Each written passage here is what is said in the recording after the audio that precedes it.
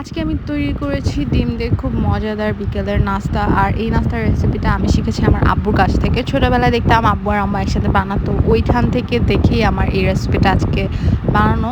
তখন থেকেই শিখছিলাম দেখে দেখে, আর আজকে আমি নিজে ট্রাই করতেছি। আই হোপ জিনিসটা আপনাদের কাছে ভালো লাগবে। চলেন রেসিপিতে চলে যাই। তার আগে আমি আপনাদেরকে একটা ভেঙে দেখিয়ে দিচ্ছি যে এইটার ইনসাইডের টেক্সচারটা কেমন ছিল। তো চলেন এবার আমরা মূল রেসিপিতে চলে যাই।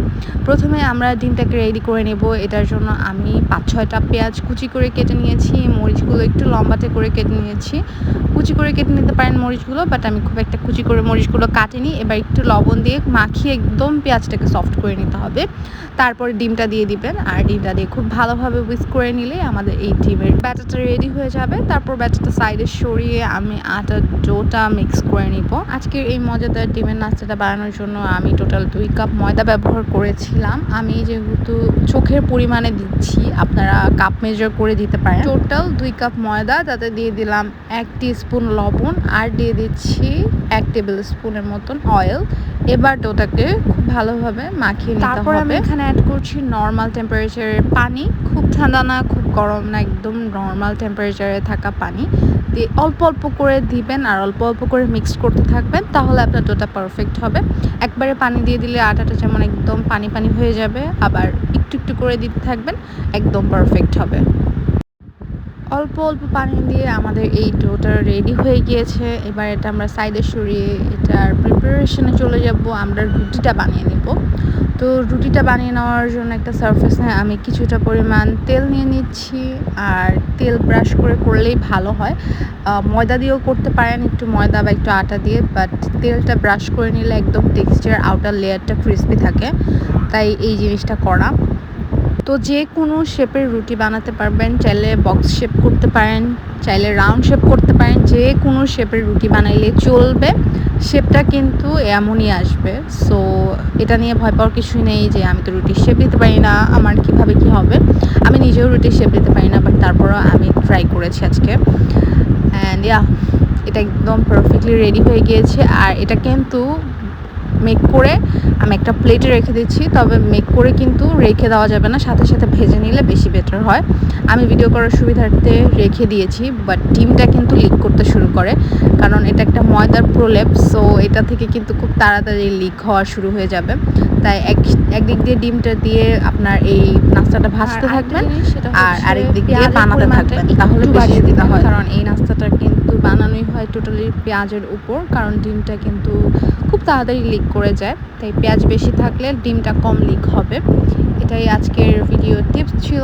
তো বাড়িতে যদি এভাবে ট্রাই করে দেখেন, আমাকে জানতে একদম ভুলবেন না কেমন হয়েছে। তো আমি 2টা বানিয়েছি, এবার এই 2টাই আমি ভেজে নেব তাড়াতাড়ি করে, কারণ বেশিক্ষণ রাখা মানে বেশিক্ষণ রিস্ক। তো তেলটা আমি দেখতে পাচ্ছেন গরম করে নিয়েছি, আর আমার এই নাস্তাগুলো ছাড়ার আগে আমি একদম লো হিটে ভেজে নেব, একদম লো, তাহলে আউটার লেয়ার সুন্দর হবে, ভিতরে ডিমটা সেদ্ধ হবে, আপনার ময়দার যে ডোটা সেই ডোটাও পারফেক্ট হবে, একদম পারফেক্ট। আপনি একটা বিকালের এগ নাস্তা পেয়ে যাবেন। তো এরকম একদম লো হিটে ভাজার চেষ্টা করবেন, বাট তেলটাকে মোটামুটি ভালোই গরম করে নিতে হবে, যেটা আপনারা ভিডিওতে দেখতে পাচ্ছেন আউটার লেয়ারটা আস্তে আস্তে একদমই সুন্দর হয়ে আসছে।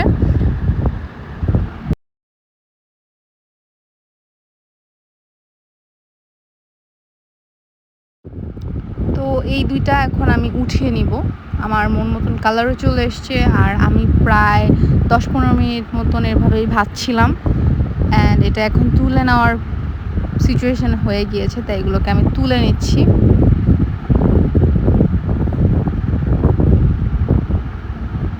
আরেকটা যেটা সেটা আমি পরে দিয়েছিলাম, ওটাও আমি এখন তুলে নিব।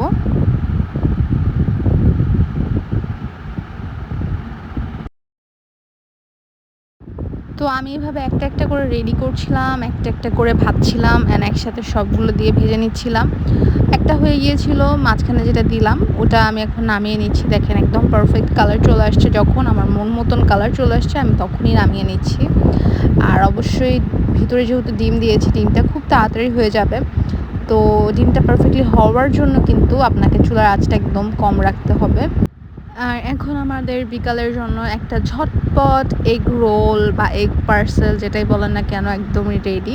বিকালে যদি এমন নাস্তা থাকে তাহলে কিন্তু কোনো কথাই হয় না, জমে যায়। তবে আমি আপনাদেরকে টেক্সচারটা তো শুরুতেও দেখিয়েছি, এখনও আরেকবার দেখিয়ে দিচ্ছি। তো এই ছিল আমাদের আজকের রেসিপিটা কেমন লাগলো সেটা জানাতে ভুলবেন না। আজকের মতন সবার সুস্থতা কামনা করে এখানেই বিদায় নিচ্ছি। আল্লাহ হাফেজ।